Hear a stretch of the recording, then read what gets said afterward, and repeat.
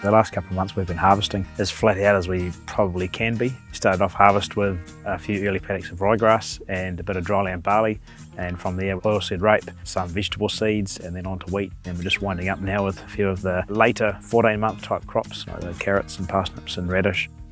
The vegetable crops that we've been trying, it's been a very trying season for them. The beetroot, for example. During pod fill, which is when we're trying to fill out the seed, we just got no sunshine and a whole lot of rain.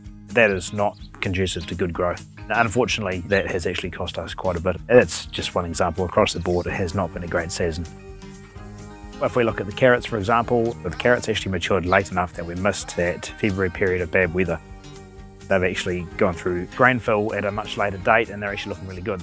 Same with the parsnips. They have actually yielded a lot higher than expected. Other crops like the red beet, yeah, that was not so good.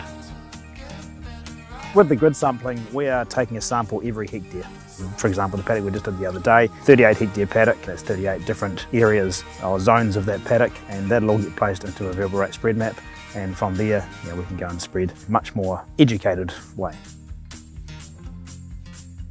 Benefits of the variable rate application are that you get a perfectly even crop. An even crop means it's much easier to manage the crop, your growth regulators, your fungicides, generally everything happens at the same growth stage.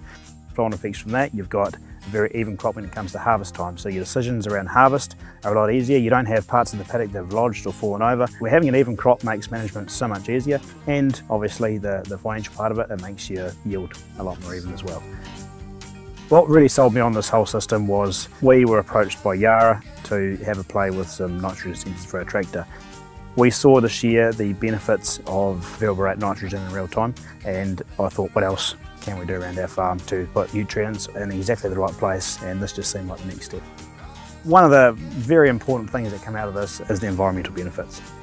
When you think about it, one of the biggest things that we've got going on at the moment in agriculture is everyone is really worried about our inputs, how much we're leaching, how much we've got running off into waterways, and if we're putting on just the right amount for what is required on the paddock, we're just doing the right thing, which, look, above anything else, it feels really good.